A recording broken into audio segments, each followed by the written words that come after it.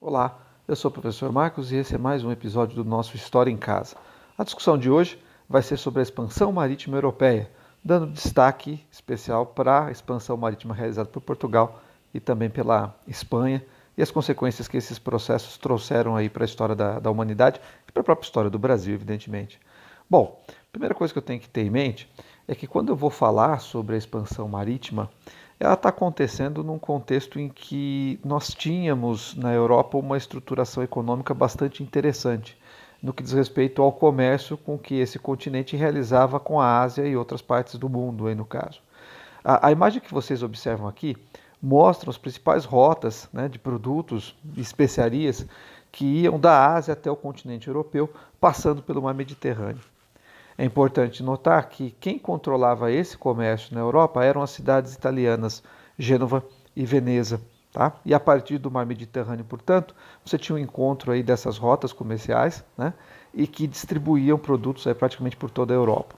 Então, quando eu vou falar sobre as razões que levaram a Europa a realizar a expansão marítima, né, a buscar um outro caminho para chegar aos produtos asiáticos que não fosse pelo mar Mediterrâneo, eu tenho que levar sempre em consideração dois grandes fatores. O primeiro grande fator, as cidades italianas de Gênova e Veneza, desde a época pós-cruzadas, controlam o comércio pelo Mediterrâneo, esse é o primeiro fator.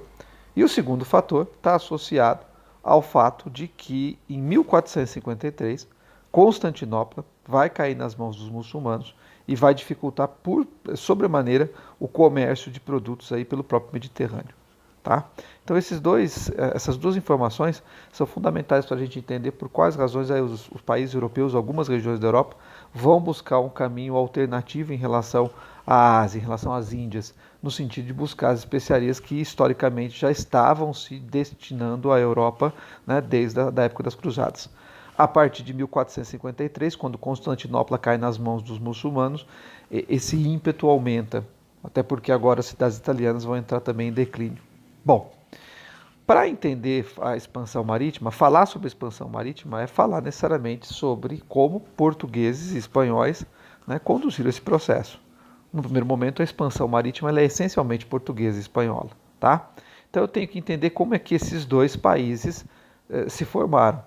E para isso eu tenho que ter como noção elementar a discussão sobre a chamada Guerra de Reconquista, que consistiu desde o século oitavo, nono, na articulação de reinos ao norte da Península Ibérica para expulsar os muçulmanos que ali estavam. Tá? Então, Guerra de Reconquista é o nome que nós damos à expulsão dos muçulmanos da Península Ibérica. Tá? É nesse contexto que vão se formar o Reino de Portugal, a partir do Condado Portucalense, em 1139. Na verdade, cavaleiros aí de toda a Europa iam em direção à Península Ibérica somar esforços aí com os reis locais para expulsar os muçulmanos. Tá?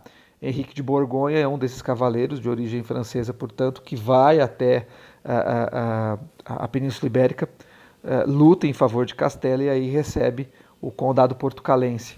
Tá? O seu sucessor, Henrique de Borgonha, rompe a vassalagem em relação ao rei de Castela e vai fundar, aí, no caso, o reino de Portugal em 1139. Tá? Então Portugal surge em 1139. E a ideia de Espanha, que vai se formar a partir do casamento dos reis católicos Fernando de Aragão, né, e Isabel de Castela. Tá? E aí você vai ter a unificação desses quatro principais reinos, aí, no caso, que vai dar origem à Espanha em 1469. Tá? Então a Guerra de Reconquista ela é fundamental para a gente entender em que contexto portugueses, né, e espanhóis vão dar origem a seus respectivos países. São os dois primeiros estados nacionais a se formarem na Europa. Muito cuidado com essa afirmação. Na verdade, eu tenho que levar em consideração que ingleses e franceses, né, já estavam se estruturando de uma forma um pouco anterior. Na verdade, quando eu vou pensar sobre França, eu tenho que pensar em 987, quando o Capeto, conde de Paris, dá origem à dinastia capetingia. Né? E quando eu vou pensar na Inglaterra, eu já tenho que pensar em 1066, né? Quando você vai ter aí, no caso, o início da formação da própria Inglaterra. Em 1066, né, Guilherme, o Conquistador, Duque da Normandia, derrota o rei Haroldo na Batalha de Hastings e acaba por centralizar o poder naquele território.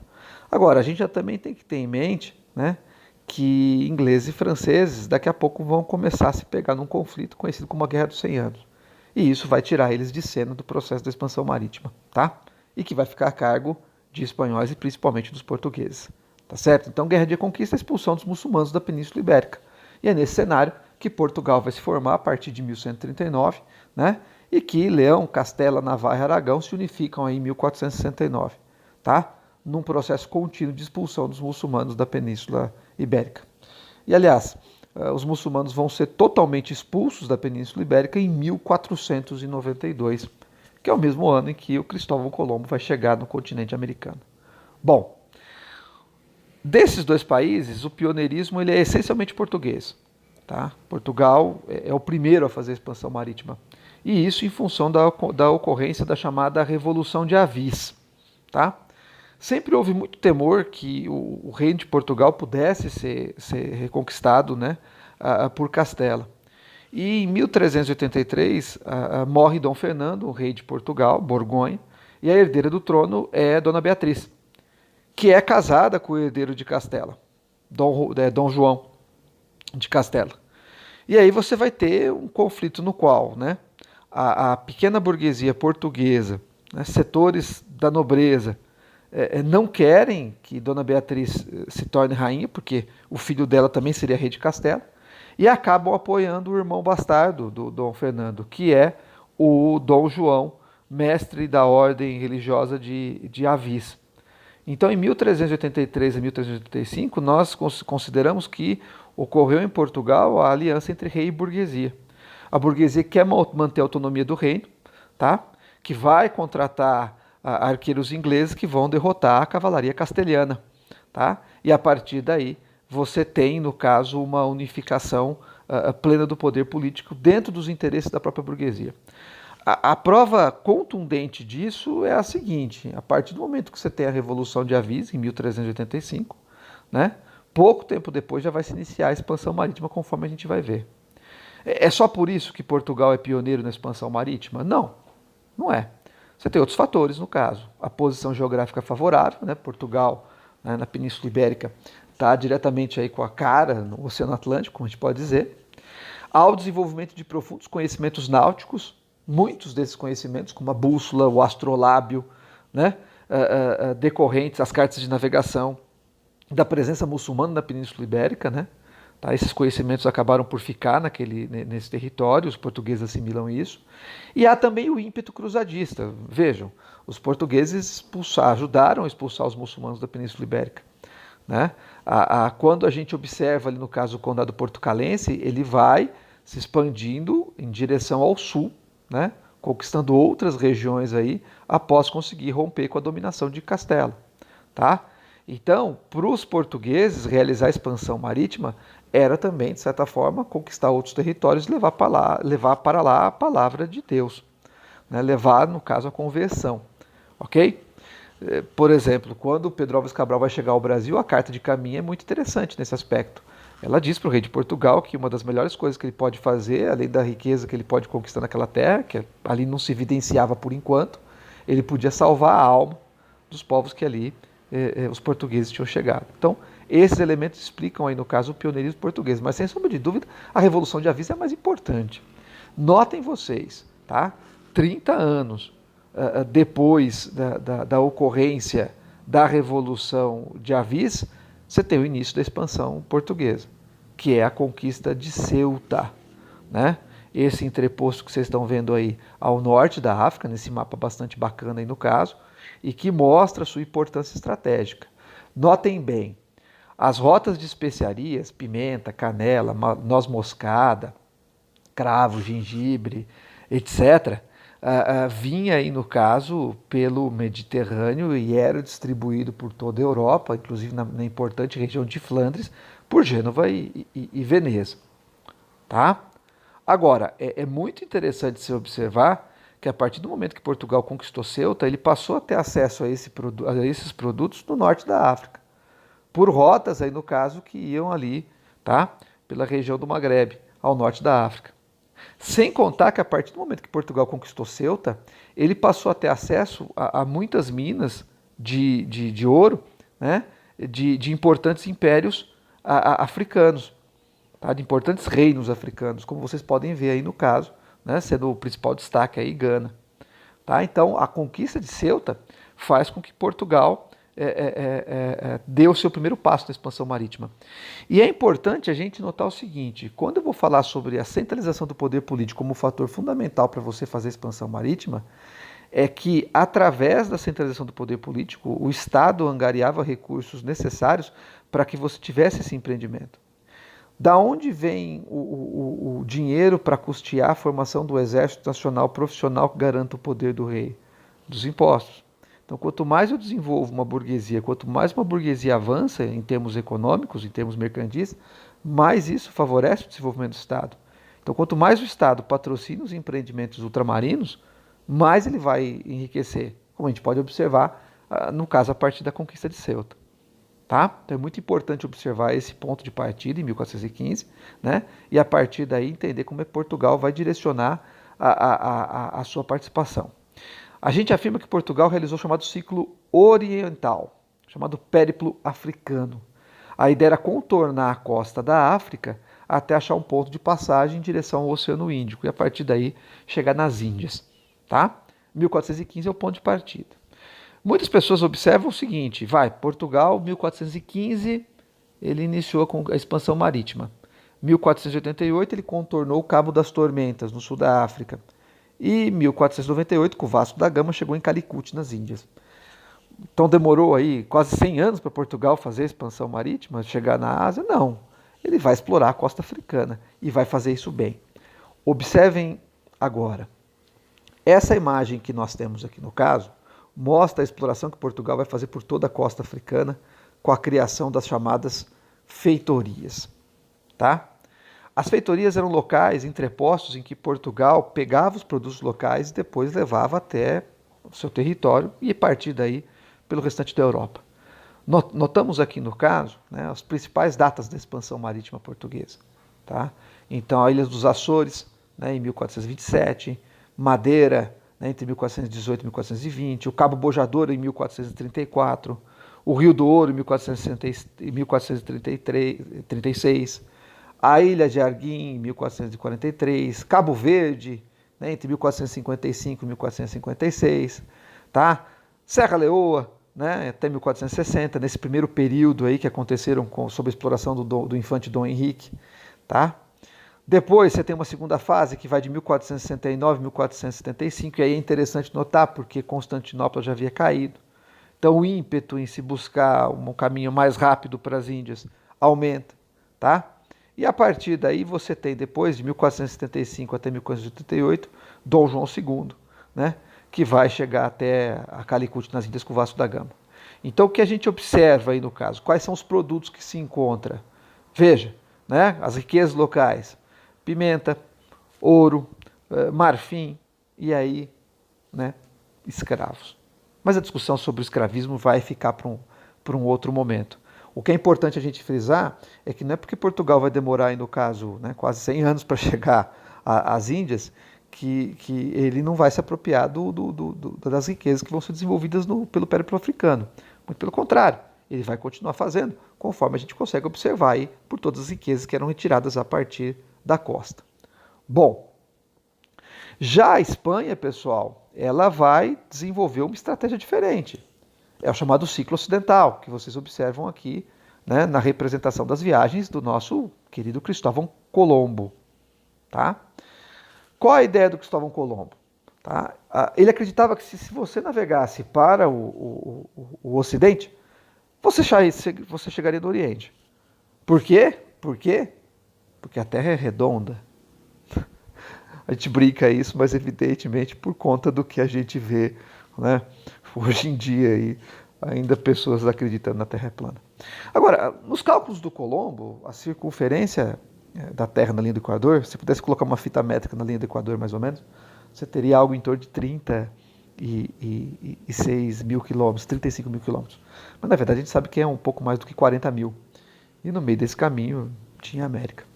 O Colombo vai fazer sua expedição, tá? Aí eu coloquei 1992, mas pelo amor de Deus, é 1492, né? Não vou começar a regravar de novo, não, tá? Então a expedição de Cristóvão Colombo completou 500 anos em 1992, mas ela é de 1492, tá? Exatamente no mesmo ano de expulsão dos muçulmanos da Península Ibérica, tá? No mesmo ano em que se concretizou a Guerra de Reconquista. Isso é curioso, porque naquele momento a expedição do Colombo, sua importância passou despercebida. Tá? Foi muito mais importante a expulsão dos muçulmanos da Península Ibérica. Há uma curiosidade, Colombo, provavelmente era de origem genovesa, ele primeiramente ofereceu os seus serviços para o rei de Portugal. Mas como Portugal havia contornado já o Cabo das Tormentas, né, agora Cabo da Boa Esperança, o gigante Adamastor, segundo o Camões, né, o rei português declina desse serviço e ele oferece para os reis da Espanha. É curioso que o Fernando de Aragão, né, tinha interesse mais no Mediterrâneo, tá? Mais no Mediterrâneo. E quem patrocina a expedição do Cristóvão Colombo é a sua esposa, né, a Isabel de Castela, tá? Então, lembrando, Cristóvão Colombo é 1492 aqui, né? A secretária fez a apresentação errada, tá? 1992 são os 500 anos da chegada dele no continente americano.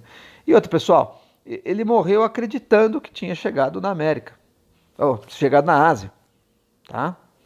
Tanto é que, na verdade, quem vai fazer uma expedição posterior e que vai designar que se tratava de um novo continente, a América foi expulso.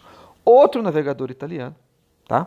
Outro navegador italiano. Então vocês percebam aí que os navegadores italianos estão procurando serviço. Isso se explica pela decadência das cidades italianas. E a Américo Vespúcio que vai indicar a existência, na verdade, de um novo continente, né? Que recebe seu nome, a América. Ok? Bom, aqui nós temos um mapa que mostra, de uma maneira bastante interessante, as principais expedições aí, né, da expansão marítima europeia. Então nós temos aí no caso, né, em vermelho a rota do Cristóvão Colombo, tá? Temos aí no caso a rota de Bartolomeu Dias, que contornou o Cabo das Tormentas, ou Cabo da Boa Esperança, em 1488, tá? Temos aí no caso a expedição do Vasco da Gama, que vai chegar até Calicut, nas Índias, e aí a expedição do Pedro Álvares Cabral, que, como vocês sabem, vai acabar por descobrir o Brasil. O que é interessante a gente observar, né, é que a partir das expedições portuguesas e espanholas, você tem designação da estrutura do mundo, mais ou menos tal como nós conhecemos, né? Tá? Principalmente porque nós vamos ter aí, tá, a expedição que organizada, e no caso, essas são as principais expedições que estão organizadas, tá? Número 1, a expedição de Cristóvão Colombo. A expedição número 2 é muito interessante, que é do Fernando de Magalhães, que vai, na verdade, fazer a primeira circunnavegação do mundo, né? Então, hoje o pessoal aí quer subir com foguete, com balões aí para ver se a Terra é redonda ou não. Não precisa, pessoal. Na verdade, o Fernando de Magalhães já fez isso naquela época, tá?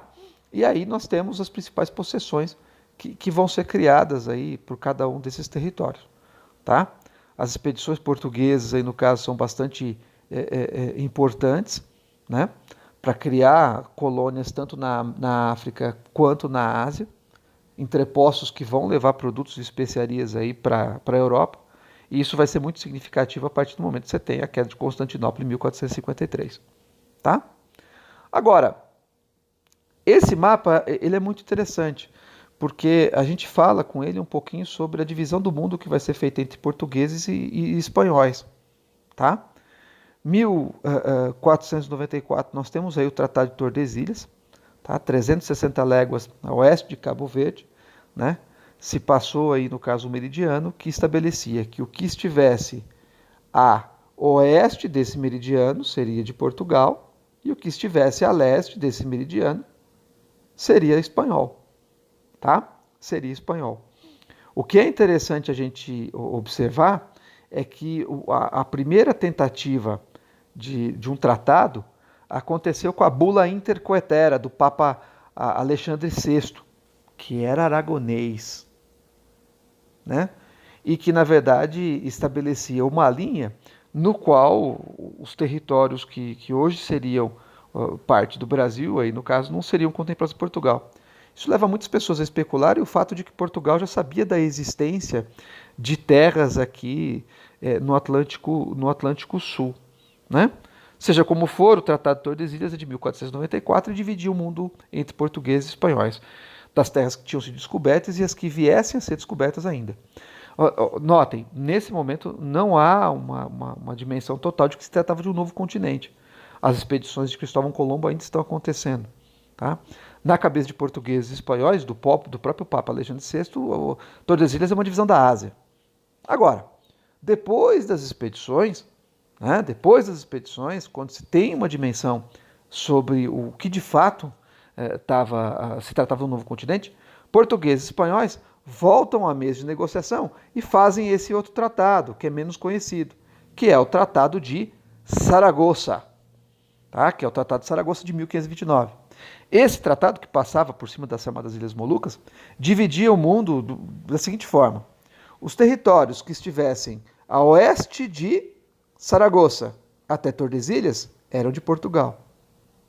Já os territórios que estivessem a leste de Saragoça, dando a volta ao mundo, indo até Tordesilhas, eram da Espanha. Tá?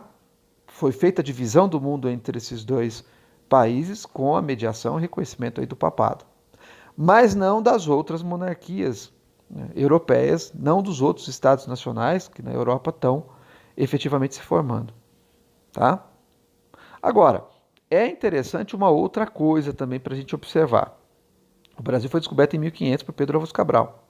De 1500 a 1530, o Brasil não passou por um processo de colonização. O que nós vamos ter aqui é o período pré-colonial, né?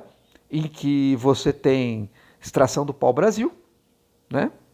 Sistema de estanco, somente os navios do rei de Portugal podem extrair o pau-brasil, e a utilização do trabalho indígena através do escambo.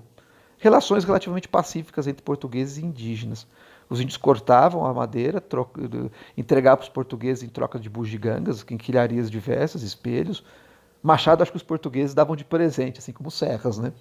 E os portugueses levavam o pau-brasil para a Europa e, através do seu pigmento, né, ele tinha um grande valor agregado. O Brasil servia como rota de degredo. Muitas pessoas que cometeram crimes em Portugal eram abandonados aqui no Brasil. A expedição de Pedro Álvares Cabral, por exemplo, deixou alguns degredados aqui já. E você tinha expedições guarda-costas, que era para expulsar, né, piratas e outros povos aí no caso, né, principalmente franceses, que já estavam indo aqui por toda a nossa costa. Né, Portugal queria assegurar esse controle. E por que o controle desse território é importante? Porque, na verdade, se você observar, a costa brasileira mais a costa africana dá para Portugal o controle do Atlântico Sul. Então, era extremamente importante. Agora, é muito curioso que o Tratado de Saragoça seja de 1529, tá? E é mais ou menos o mesmo ano em que você vai ter a oposição mais ferrenha de alguns países da Europa em relação a essa divisão do mundo. Vejamos. Outros países se lançaram na expansão marítima? Sim, outros países se lançaram na expansão marítima. Entre eles Inglaterra e França. Por que eles saíram tão tardiamente? Por conta justamente de terem participado da Guerra dos 100 Anos. A Inglaterra depois mergulha na Guerra das Duas Rosas e a França ainda vai ter que sofrer com as chamadas guerras de religião. Mas isso é um outro assunto. Agora, eles não vão reconhecer os tratados entre portugueses e espanhóis. Francisco I, né, um rei francês, vai dizer: eu gostaria de ver a cláusula do testamento de Adão que me excluiu da partilha do mundo. Eu não reconheço. A França, inclusive, vai dizer que só reconheceria o chamado uti possidetis, ou seja, a França só reconheceria como território espanhol e português os territórios onde houvessem portugueses, onde existissem, tá, portugueses e espanhóis. Então é interessante que logo depois que ele fala isso, Portugal acelera a colonização do Brasil, dá início à colonização do Brasil. Tá? É interessante também que esses 30 anos em que o Brasil foi descoberto e não foi ocupado por parte dos portugueses, quais as razões de explicar essa demora? Em primeiro lugar, era muito mais rentável o comércio de especiarias asiáticas e o que Portugal produzia na costa africana, com as feitorias. Agora, o fato que a descoberta da América pela Espanha e das riquezas que você vai ter no Império Azteca e nos outros territórios que a Espanha vai dominar, vai provocar na Europa a chamada revolução dos preços, o que vai tornar a atividade econômica portuguesa bastante decadente. Aliás, uma das grandes consequências da expansão marítima europeia é a mudança do eixo econômico do mundo, né? Sai o Mediterrâneo, do mundo europeu, e entra o Oceano Atlântico, e, consequentemente, o ouro e metais preciosos que a Espanha trouxe. Então, o Brasil começa a colonizar o seu território a partir de 1530, em grande função pelo medo de que os outros países que saíram tardiamente na expansão marítima pudessem reivindicar esses territórios. Era o caso da França, principalmente. Tá? A França vai invadir o Brasil por duas oportunidades. Em 1550, mais ou menos, com a chamada França Antártica, onde hoje nós temos o Rio de Janeiro, e em 1612, a França Equinocinal, no Maranhão. Mas isso são outras histórias. Tá? Agora, o que é interessante é que a expansão marítima inglesa e francesa vai acontecer buscando-se uma passagem ao norte, né, da América para chegar à Ásia. E, na verdade, aí a descoberta dos territórios onde nós teríamos aí as 13 colônias, que vocês estão vendo ao norte, né, e aí os territórios franceses que vocês também podem observar. Dois nomes são importantes na expansão marítima desses países. Na Inglaterra, o nome a ser falado, a ser mencionado, é principalmente do John Cabot, né? Na descoberta desses territórios na América do Norte. John Cabot também pode ser chamado de Giovanni Caboto, era italiano. São os italianos procurando emprego aí depois, né, da crise das cidades, da decadência das cidades italianas e da decadência do comércio do Mediterrâneo. E na França, né, a Foz do Rio São Lourenço, Jacques Cartier talvez seja o grande nome a ser mencionado. Tá? Temos como consequência, portanto, a descoberta e colonização da América, dentro desse processo de expansão marítima, consolidação do mercantilismo, portanto, como política econômica aí dos estados nacionais que um a um vão se formando. Eu agradeço bastante a atenção de vocês, qualquer dúvida entre em contato, tá? Todo mundo se cuidando aí dentro da situação que nós estamos vivendo aí da Covid-19, né? Um grande abraço, tá? E até uma próxima. Tchau.